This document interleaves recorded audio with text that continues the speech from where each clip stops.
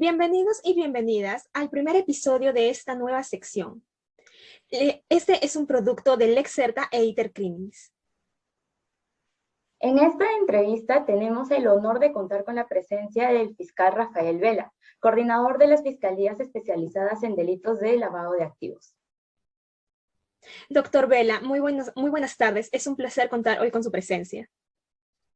Muchas gracias por la invitación. Muy buenas tardes a todos.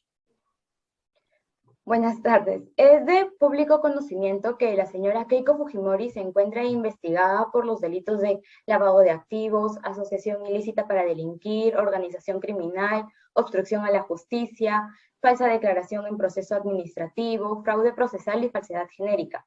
En la presente entrevista nos enfocaremos en el delito de organización criminal.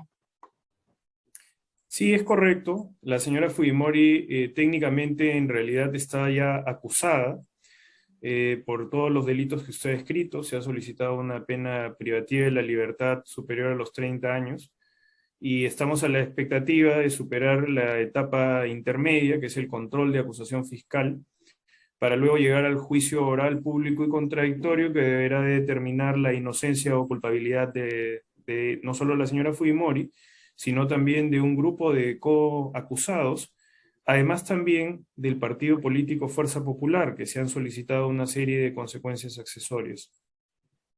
Claro, en base a lo que usted nos está comentando, entre en medio de todos los delitos por el que se le está acusando a la señora Fujimori, exactamente a qué nos estamos refiriendo cuando hablamos de la acusación de organización criminal, en medio de todas las otras acusaciones, específicamente en organización criminal. Lo que sucede es que el delito de lavado de activos tiene dentro de sus agravantes también la pertenencia y la activación de una serie de conductas criminales propias de una organización criminal. En realidad se trata de un delito agravado, es parte de la figura delictiva del lavado de activos, pero que se encuentra a su vez también incluida dentro de los alcances de la Ley de Crimen Organizado, la Ley 30077.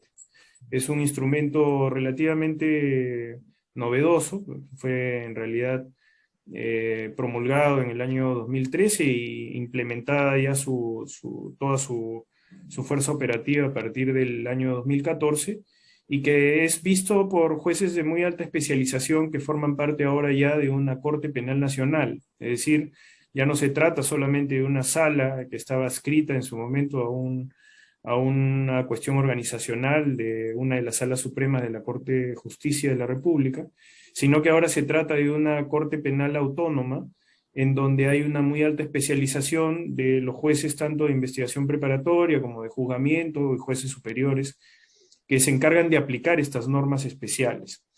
Cuando hablamos de aparatos de criminalidad organizada, hablamos de la necesidad de que la criminalidad no tenga espacios de ventaja, incluso legislativos, mediante los cuales pueda eventualmente generarse la impunidad de las conductas delictivas que investigamos.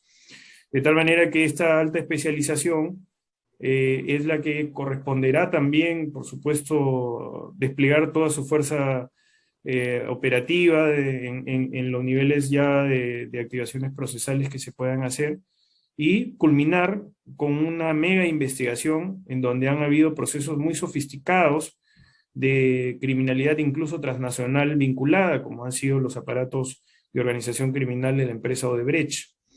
Y a su vez también, por supuesto, de la activación e instrumentalización de una organización política que finalmente captaba activos de naturaleza ilícita o de procedencia ilícita para incorporar a los gastos de campaña, por un lado, y también a las economías particulares de las personas acusadas. Entiendo. Entonces, ¿cuáles fueron estos indicios que lo llevaron a usted a considerar dentro de su hipótesis fiscal acusar a la señora Fujimori de liderar una organización criminal?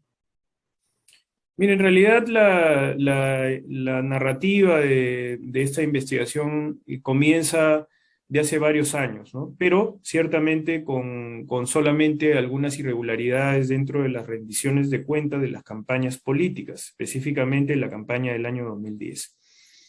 Lo que sucede es que en el proceso convergen algunas circunstancias procesales conexas como fue ya la voluntad de primero someterse a un proceso de delación premiada en el Brasil a la empresa Odebrecht y un grupo de sus ex ejecutivos.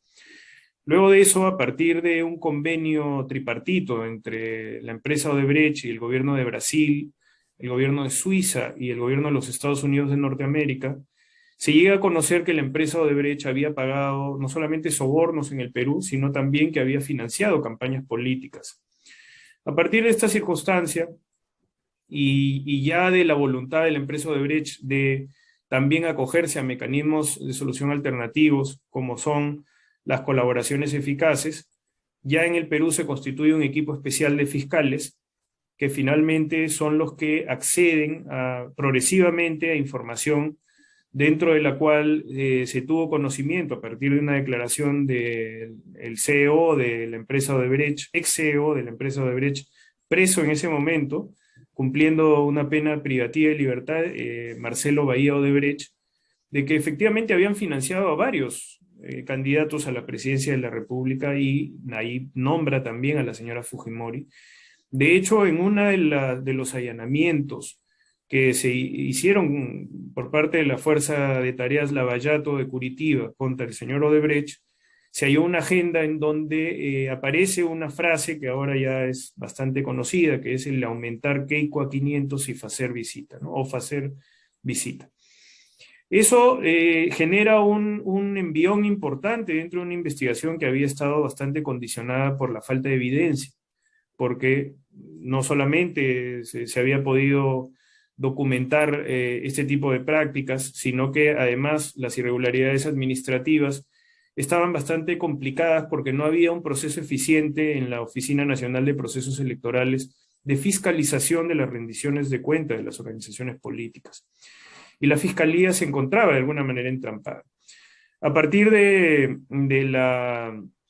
la posibilidad de hacer un planeamiento estratégico con la información, se determinó que todas las investigaciones de financiamiento de campaña, en el caso de Fuerza Popular, sean unificadas bajo un único comando estratégico a cargo del fiscal José Domingo Pérez Gómez, fiscal provincial, que se encargó de ejecutar ya la parte operativa. Entonces, digamos que en ese proceso se inicia con una hipótesis de un financiamiento de campaña ya consolidado de parte de la empresa Odebrecht por poco más, por $1.200.000, $1.000.000 que provenían de la Caja 2 del Departamento de Operaciones Estructuradas, que era un fondo de naturaleza ilícita, ¿no? Que se había creado a través de diferentes aportes de criminalidad, esencialmente en el Brasil y en otras partes del mundo donde Odebrecht tenía operaciones.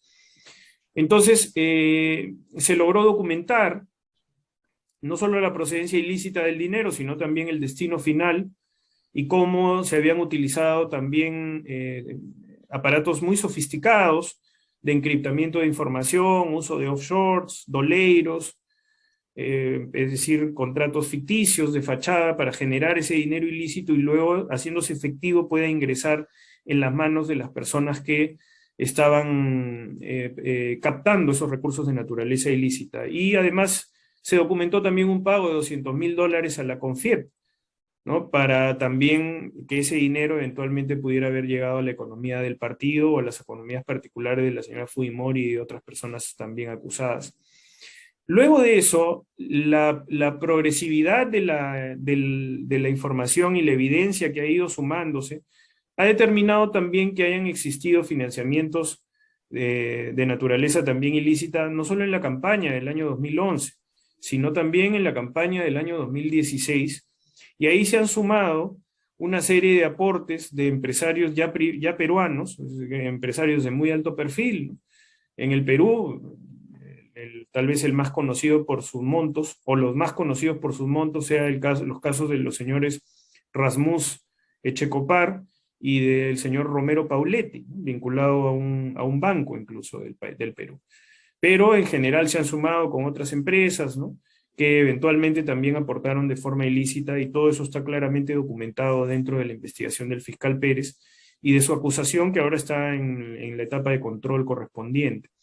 Entonces, para nosotros son hipótesis ya comprobadas, y por esa razón es que hemos acusado no solo a la señora Fujimori, sino a un grupo de personas, y las penas son bastante graves, considerando las reglas de concurso y todos los delitos que ustedes correctamente describieron al inicio de esta entrevista.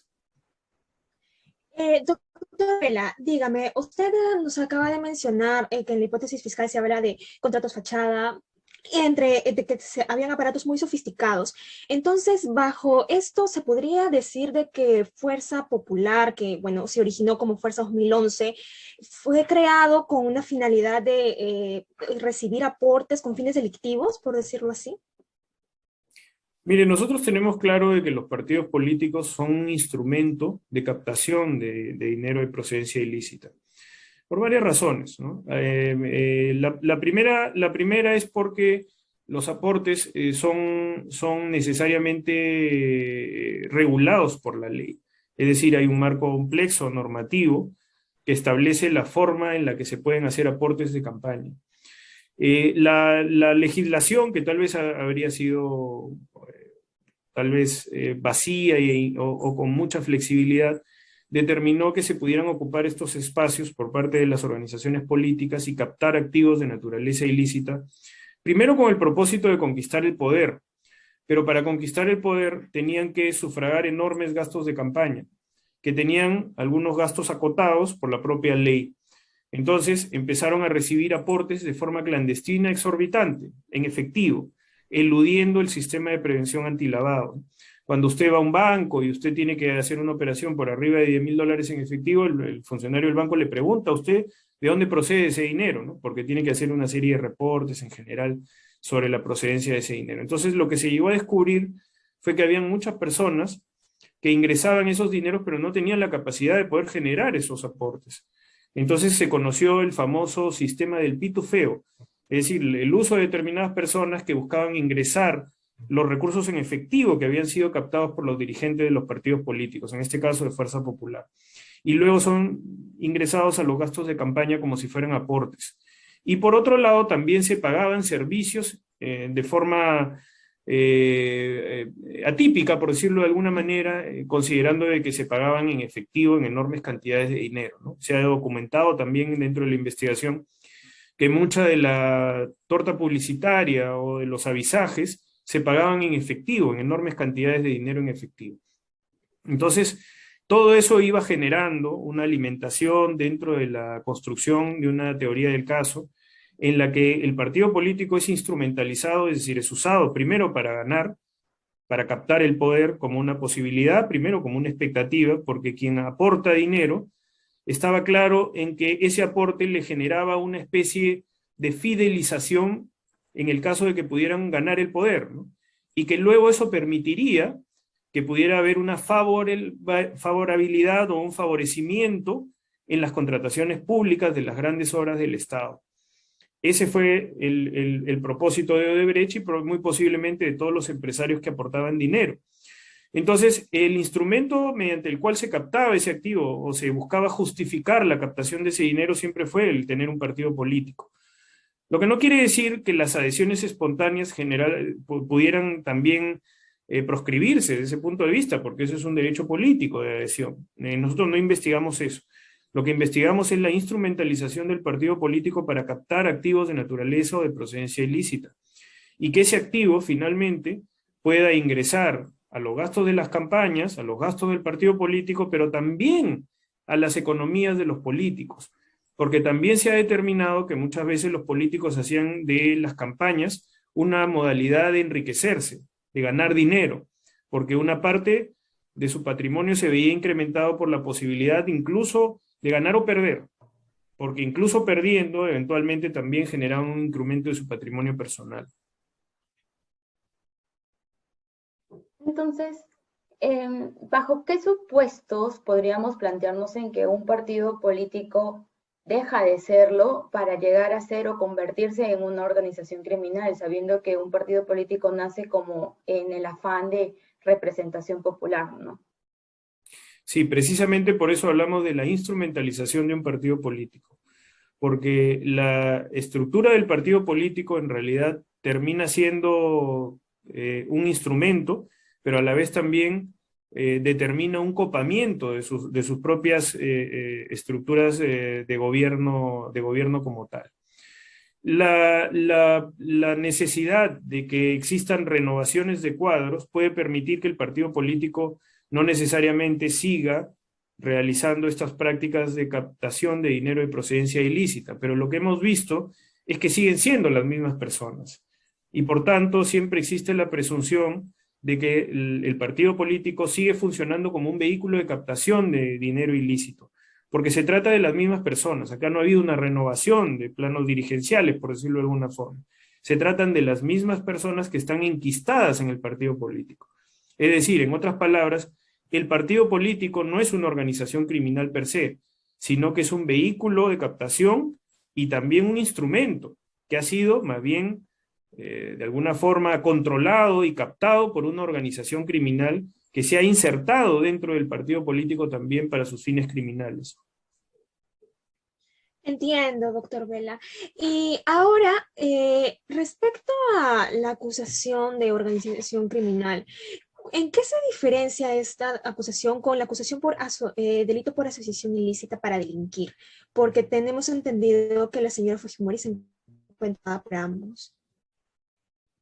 Lo que sucede es que la ley de crimen organizado distingue de los agravantes los delitos también autónomos. Es decir, por un lado hay una figura delictiva en el lavado de activos que es agravada. Y por otro lado existen los delitos de asociación ilícita para delinquir que pueden entrar en una regla de concurso.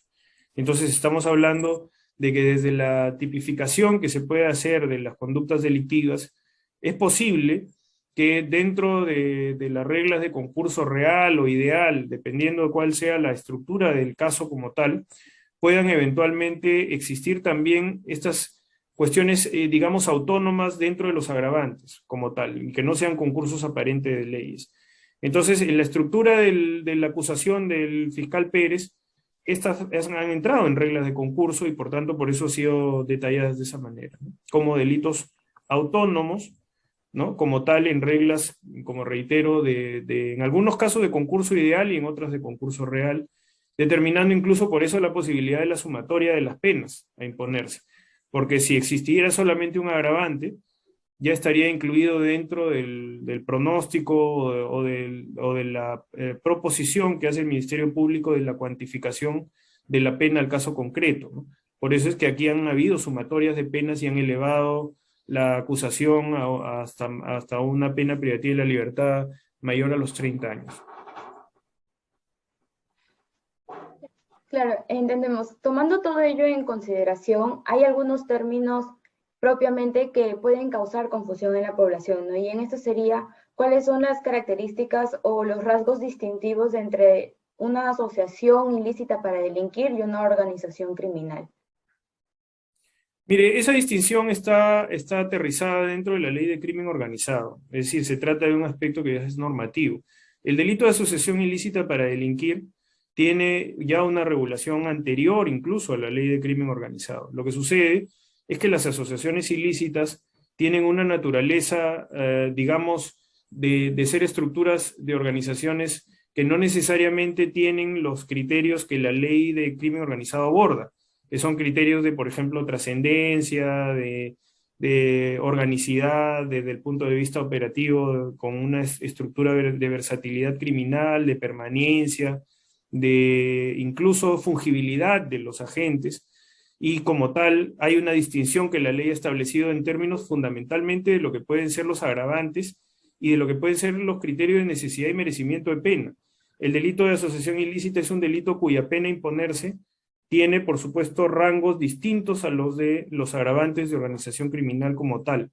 En otras palabras, las organizaciones criminales tienen una mayor gravedad, por decirlo de alguna manera, las asociaciones ilícitas, y sus estructuras son no solamente, digamos, estructuradas para la comisión de múltiples actividades ilícitas, sino que pueden importar una multiplicidad de crímenes también, ¿no? E incluso hasta de asociaciones nodales, ¿no? Es decir, entre organizaciones que buscan generar prácticas de criminalidad organizada. Los casos de criminalidad organizada han surgido con una legislación especial y la asociación ilícita ha ido, sí, también agravándose, ¿no? en función de la naturaleza que pueda incluirlos como tal. Muy bien, doctor. Le agradecemos mucho el tiempo que nos ha prestado y agradecemos su presencia el día de hoy. Esperamos contar con usted para próximas entrevistas y nos despedimos de todos los espectadores, esperando que hayan disfrutado este primer episodio. Muchas gracias, doctor Vela. Lice. Muchas gracias a todos y todas por su atención. Nos despedimos agradeciéndole a usted por su colaboración, su participación y hasta el próximo episodio. Muchas gracias. Muchas gracias a ustedes por la oportunidad. Han sido muy amables. Ya está. Ya lo